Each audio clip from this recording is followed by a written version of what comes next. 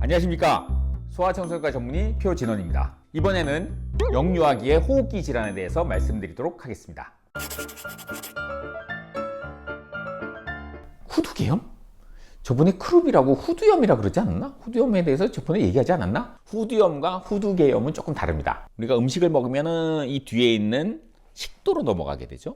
그리고 공기가 들어오면은 앞에 있는 이 기관지, 기도로 넘어가게 됩니다.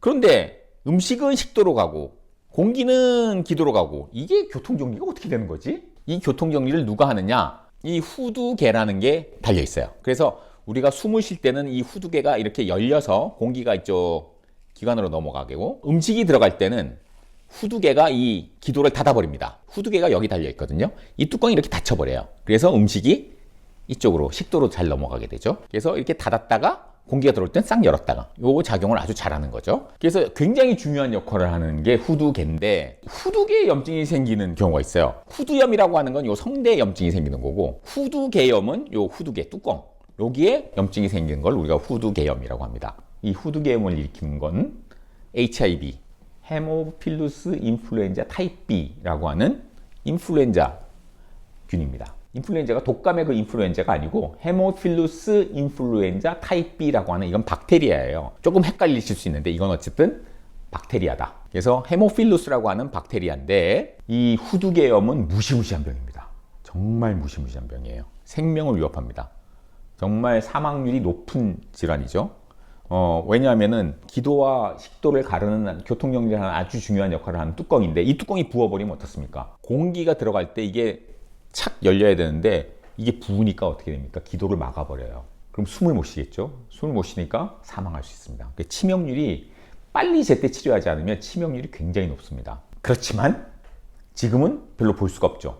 저도 소아과 의사 생활을 하면서 거의 못 본 것 같아요, 이 병을. 왜 그러냐면 예방접종 때문에 그렇습니다. 예방접종. 어린아이들 데리고 가서 예방접종 하신 거 기억날 거예요. 2개월에 가면은 DPT, 소아마비, 뇌수막염, 폐구균, 이렇게 맞죠. 거기서 뇌수막염이라고 보통 우리가 얘기하는데, 사실 그게 뇌수막염 예방접종이 아니고 HIV, 헤모필루스 인플루엔자 타입 B라는 세균을 우리가 예방하는 그런 백신이에요.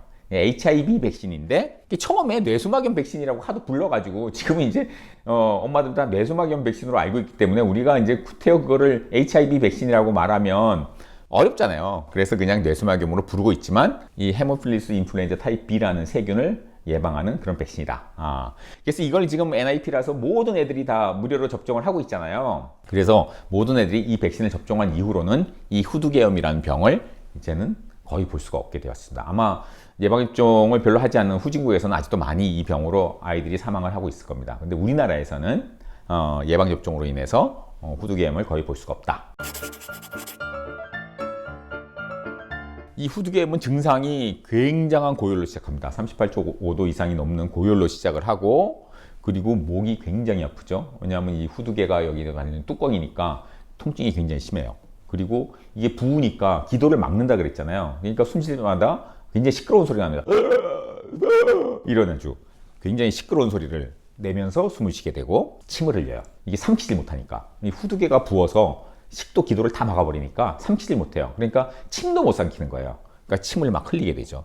그래서 이런 증상이 있다면 빨리빨리 소아청소년과에 가서 빨리빨리 조치를 받고 입원을 해서 치료를 해야 됩니다. 안 그러면 더 부으면은 호흡이 막힐 수가 있어요. 그래서 사망률이 높기 때문에 빨리 입원을 해서 치료를 해야 된다라는 것을 꼭 기억해 두십시오. 그렇지만 우리나라에서는 예방접종만 제때 잘하면 괜찮다. 예방접종으로 인해서 이런 무시무시한 병들을 볼 수 없게 되니까 거꾸로 이 예방접종 부작용만 자꾸 강조되는 그런 또 문제가 생겨요. 근데 예방접종이 얼마나 고마운 것인지, 이런 무시무시한 병을 예방해서 우리나라에서 거의 볼 수 없다는 사실만을 봐도 예방접종이 얼마나 중요하고 얼마나 고마운 것인가 라는 걸 우리가 다시 한번 느껴야 됩니다. 그래서 HIV 예방접종은 DPT, 소아마비, 폐구균과 함께 보통 접종을 하죠.